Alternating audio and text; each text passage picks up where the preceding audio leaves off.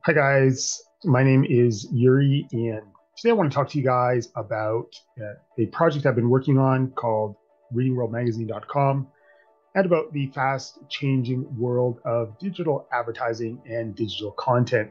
So let's start with the fast changing world of digital advertising and digital content. You can each of you pick up your phone right now and go to Instagram and start scrolling through, and you're going to see some pretty exciting advertisements. It won't be long before you see an advertisement that's relevant to you. And a lot of these advertisements are new in terms of the format of the advertisement itself. So you will see advertisements that are kind of a hybrid between video advertisements and static advertisements. So you will see, for example, strange looking advertisements that have motion and they also look kind of parallax, like as if there are two-dimensional images that are spaced three-dimensionally that are moving. Now, there's about 1 second to 1.5 seconds for the advertisers to capture your attention. So as you're scrolling through Instagram, this parallax and video movements will suddenly pop up on the screen and begin to engage with you. And it's even better if the sound is on. And these advertisements have a really short amount of time to make a point, to be exciting, interesting, and appealing, and hopefully funny. One of the things that I've noticed is that the advertisements on Instagram are some of the best advertisements that I have ever seen. Instagram has turned itself into kind of the most modern experimental space for advertisers, and advertisers are suddenly learning how to use this new ecosystem of Instagram and Facebook and Twitter and TikTok. Now, the change in the basically the total takeover of the advertising industry that we have seen from social media over the last 5 to 10 years, which has completely destroyed the hard copy media business, is still something that advertisers and users have been learning to optimize and learning to use. Now, because we are in the age of big data, there is a lot of information that is suddenly has become available to consulting companies and firms and organizations, which there's just such endless amounts of data. The real bottleneck is not the amount of data. The bottleneck, of course, is the amount of resources to study the data, how to get the funding to study the data, and really how to get online these systems to take advantage of that new information. So even if information was available last year and there's absolutely new information available now, it might be a while before the organization can train people or can adapt to taking advantage of that new information. And as the data comes in, more informed and intelligent data comes in, and organizations are able to really see what's working and what isn't working. This mythological number of return on investment is something that can also be, better informed and kind of what we would call closer to equilibrium. So this change in the advertising medium and how it mixes with the big data world is basically saying that the world of advertising is changing incredibly quickly. And what this means, this constant flux, this constant change, comes with constant opportunity and constant flux for organizations to take advantage of that opportunity. The other thing is that a lot of organizations are still simply operating from 10 years and 10 years ago, and in some cases even 15 years ago. So, I did a study of the hard copy magazines that are available on the shelves at the library in the city that I live in, which is Vancouver, British Columbia.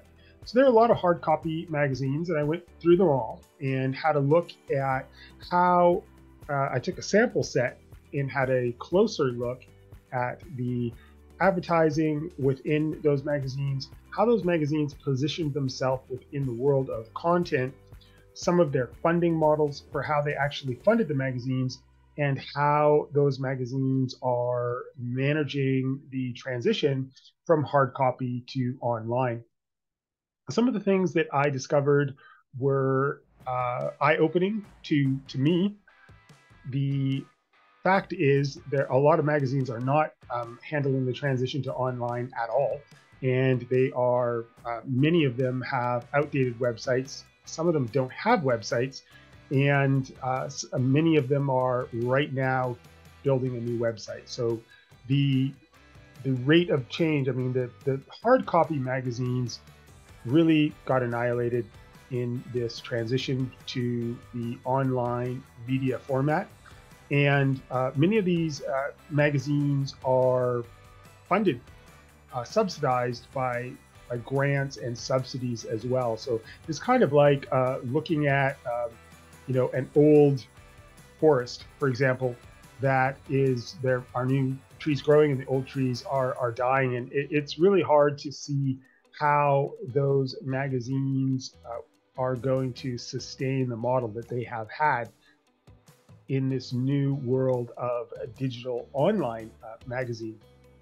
Now, the only way that they're going to sustain themselves as businesses is if they are online. And so everything has moved online, and that is the place to be right now. If you do not have an online magazine, if you do not have your content online, if you are not on social media, Facebook, Instagram, and TikTok, then your business is really not doing very well. You're not going to be taking advantage of the place that everybody is, which is online. The other thing so that was an interesting study. The other thing about that study that I noticed was the specialization within the hard copy magazine industry. So the specialization makes a lot of sense if you survive off of a subscription-based model where people physically want to have your magazine in their house, in their home. So they want to actually physically purchase the magazine. They want to pay and have that magazine arrive. It needs to be on the coffee table. Those magazines have learned throughout the history of that competitive marketplace that specialization is everything, and they're very narrowly focused. You'll see magazines on very narrow subject matter.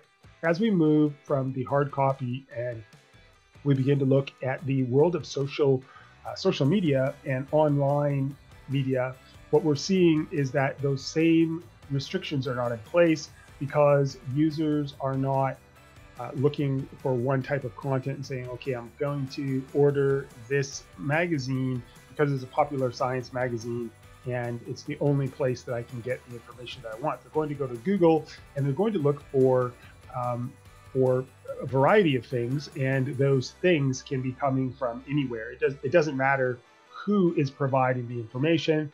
The fact is, they are going to look for the information first, whether they like the information, whether the information makes them feel good as a viewer, as a reader, if it helps them with their knowledge, if it helps them with their career, or if it is entertaining. So in some cases, the brand is driving sales. For example, New York Times in 2020 saw online media revenues from subscriptions overtake their physical subscription revenue. And of course, the New York Times is a very wide newspaper in terms of content. So when we are seeing that the subscription-based business is working in the case of some specialty organizations where they have quality content that users are willing to pay for, we can see that in the New York Times. We can see that obviously in specialized businesses where there is a return on the knowledge and the client base, the readership is financially able to pay for the product, which we see with the Financial Times. The Financial Times is still earning a lot of revenue, and it's really still the place to go if you want to have a good read and you want to understand what's going on in financial markets. You really do want to read the Financial Times. It's a very valuable online asset. So what we are seeing is, in some cases, we have the information about the specialization. We are seeing how the hard copy magazines are less restrained when they are going online in terms of their specialization and their narrow content. What this means is that if you want to have an online magazine and you want to reach customers, you want to engage users with your content, you need to be online. You need to be on social media. You need to have the ability to produce this content quickly and efficiently, and to manage the content quickly and efficiently. And it's also preferable if you have excellent search engine optimization, and if your application, if your actual websites, they render really well and quickly, and they have high performance. So these are the clear metrics that are coming through in terms of what distinguishes one magazine from another on the back end side. And on the front end side, we're really talking about this new space or design that has been explored on the design side by some magazines that are very good at presenting visual and artistic displays. You can immediately look at some of the magazines like Cosmopolitan, for example, who do a great job of demonstrating their brand online. And a lot of organizations are using video well, and they are still doing a great job of design. And then there's still good content that can be found online as well. And there are a lot of business models that are per-click models that are that viewers are looking at.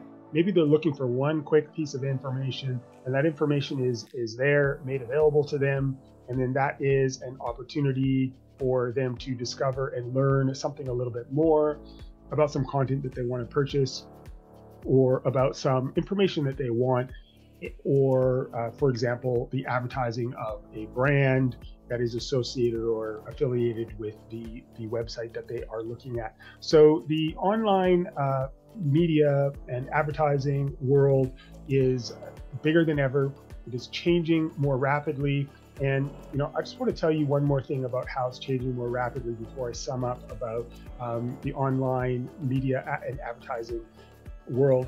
And that is the rate of change of technology is, of course, changing very quickly. Technology comes out of California. California is a hotbed for investment, and the latest and greatest thing needs to keep that funding machine going. So there's going to be a constant change in terms of our technologies that we're using, the browser technologies, how we build websites. Today it's HTML.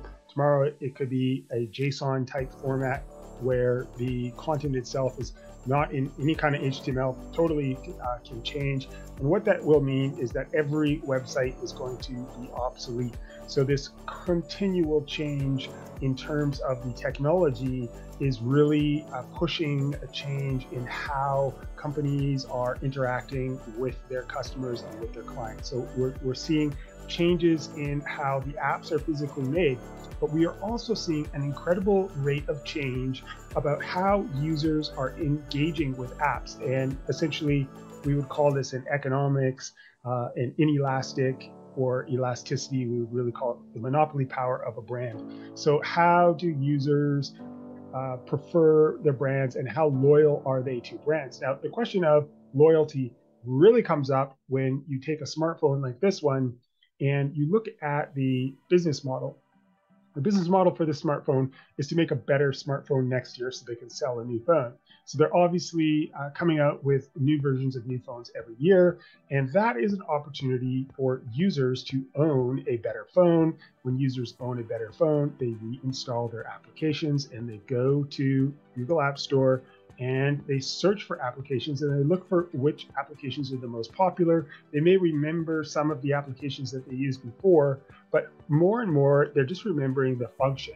So you're not really looking for a PDF scanner, one particular brand. You're just looking for something that can scan your PDF. You just want to be able to take a photo of a piece of art and find out who drew that. You really want to listen to some music and you want to find out who's the author of that music. So we're really looking at function being more important than brand when it comes to applications.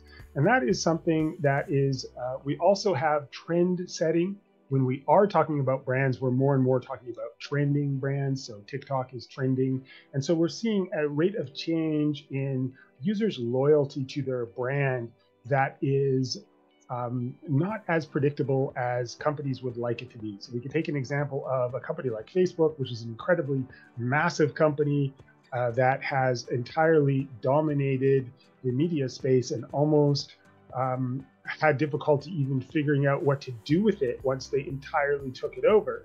You know, it's still in flux. Where is Facebook going? We are talking about going into the virtual world, but it is clear that Facebook is the dominant presence right now.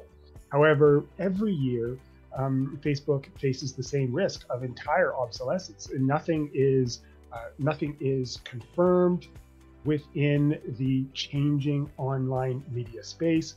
Anything could happen.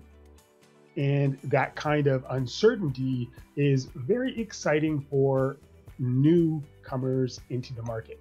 So if you have content, if you want to be a part of an online magazine, if you are not bringing your content online, you do not have a social media presence, then you are obviously not a going concern.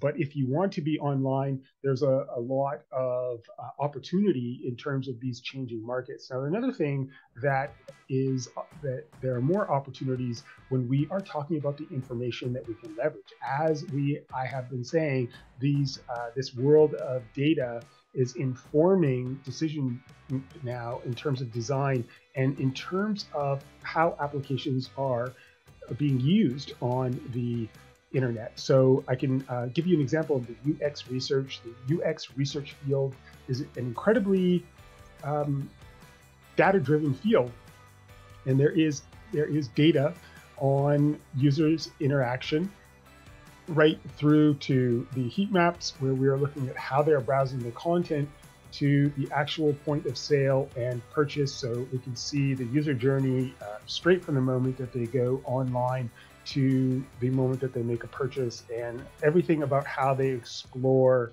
a website is available in terms of data analytics. And that data, there is so much of it that organizations have been doing everything they can to study that data and to figure out how to apply that data. The most recent sort of applications are things like, well, you need to make sure that you present a large number of products on the screen.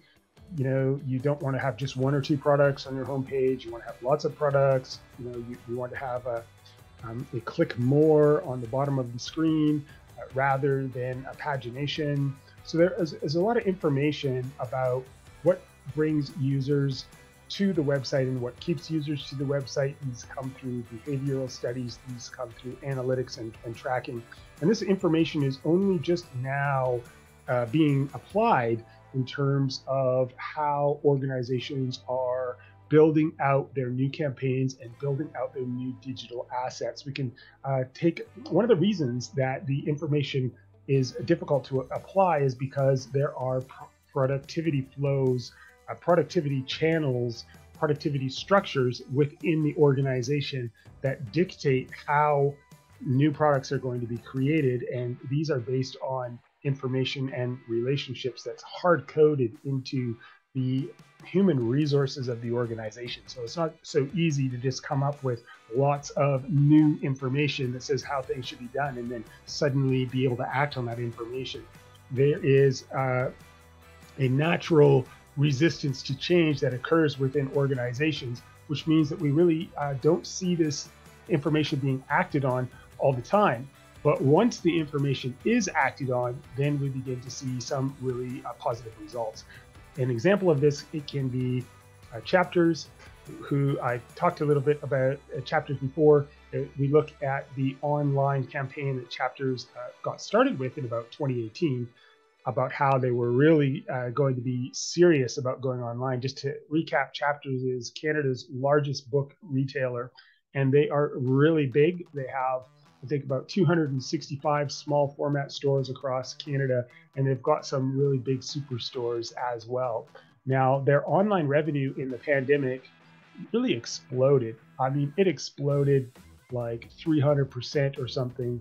I think it was actually more like 150% It was more than 100%. So they more than doubled their online revenue, like up to somewhere around $350 million or something. Yeah, you should check the numbers, but we are talking an incredible amount of growth just in terms of online activity. So we're talking about, well, in Chapter's case, they say that it is when users go to Chapters they know what they want, they go, they search online, they go into the store, and they know what they're looking for when they go into the store because they found that online, or they, in terms of those rising revenues, they know what they want and they go online and they purchase it. So the remarkable thing was that this growth in online revenue that really boosted Chapter sales throughout the pandemic did not decline when the pandemic ended. So what we see with Chapters is an incredible success story about leveraging information about how users purchase their products and also rolling out new and interesting campaigns for creating interest in users about what users want to buy. I mean, we say now, like, nobody has time to read if nobody reads. But when you look at the Chapters number, well, if people don't have time to read, they certainly have time to purchase books because the sales are incredible.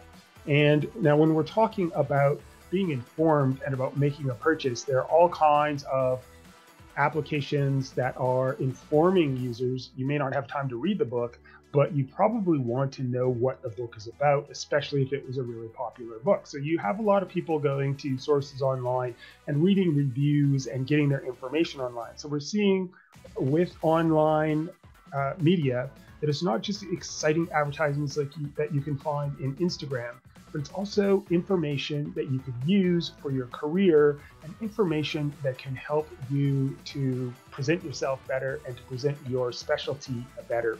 And also information that is fun, engaging, entertaining, and information that provides some kind of utility to you, whether it's health or whether it is improving your relationships or whether it is improving how you interact with others. So we are seeing a real engagement with users online. It's almost like it's happening right now, what people have been talking about for decades.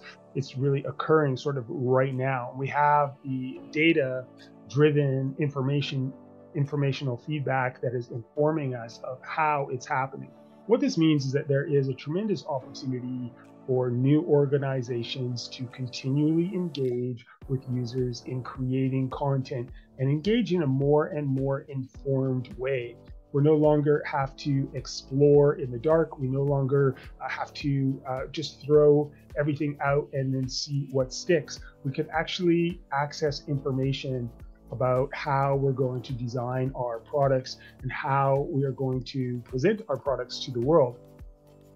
Now, we can see from the design side that a lot of organizations are still doing a pretty incredible job. Like, design really matters. You can look at magazines in the fashion industry and you can see that design really matters. If you go to a website and you like the design, you enjoy the experience of viewing the website, this is an incredible difference, and it really helps to create brand and to bring people back to the website. So when we're talking again about building an online presence, making an online magazine, the design is now even more important than ever.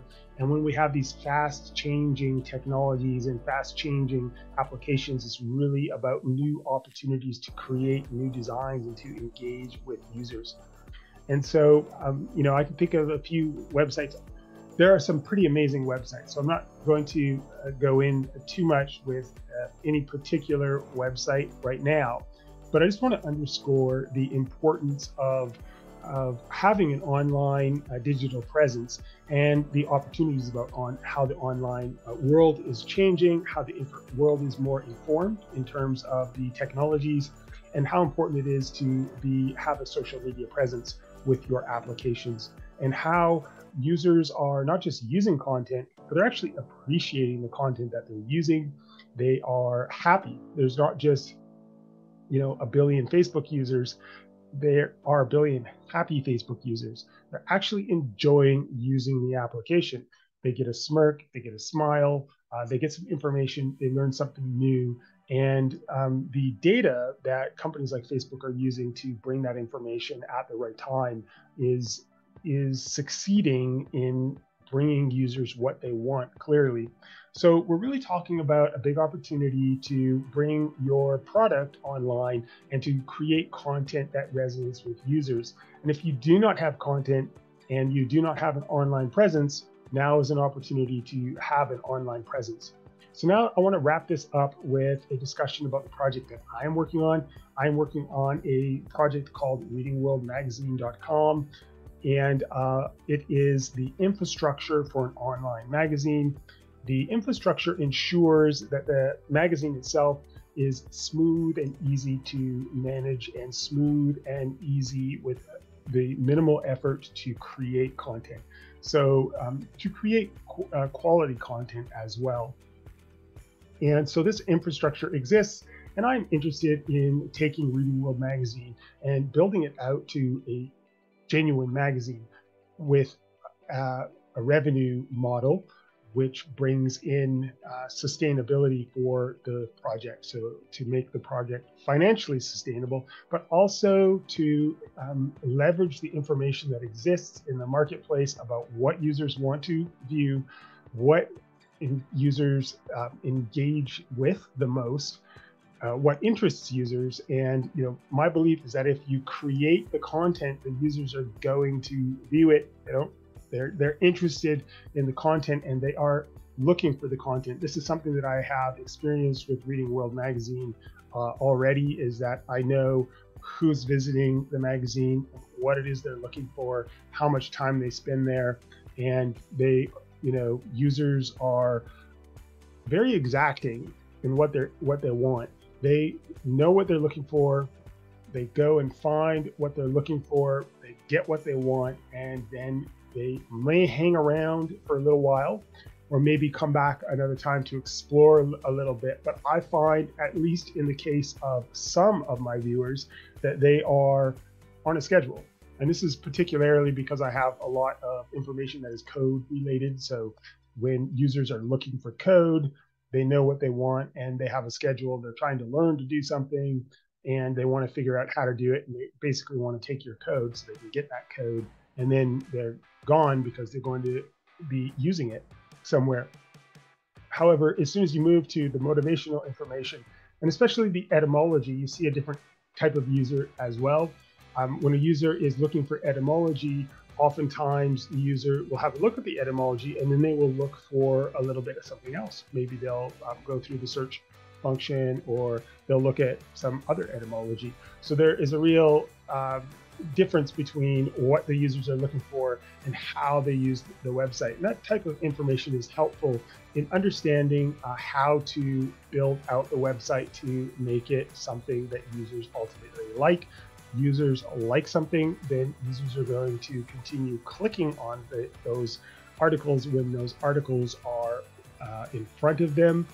And that is an important part about building an online presence and creating a project. So if you want to be a part of an exciting project, I am looking for people that are interested in co-ownership of a magazine. And, I'm not in a rush in terms of building the magazine itself. The real idea is to get it right the first time, and with some agility in terms of how the app is built. The app is mostly built, but agility, we're really talking about, getting it out and then getting the user feedback. But the thing is, if you want to go the distance, you need to be prepared from the start and you need to have everything in place. So I'm looking for people that would be interested in the readingworld.com magazine project. And if you want to be part of readingworldmagazine.com, you can find me on the About page. And my name is Yuri, and you can also go to the bottom of any page on Reading World Magazine. You can just click on the little Build Hello icon down there, and you should be able to contact me through Build Hello as well. So I'm looking forward to speaking with any of you that are interested in the readingworldmagazine.com project. And I hope you enjoyed my discussion about the changing world of online media and digital media. Thanks so much for watching, and we're looking forward to seeing you next time.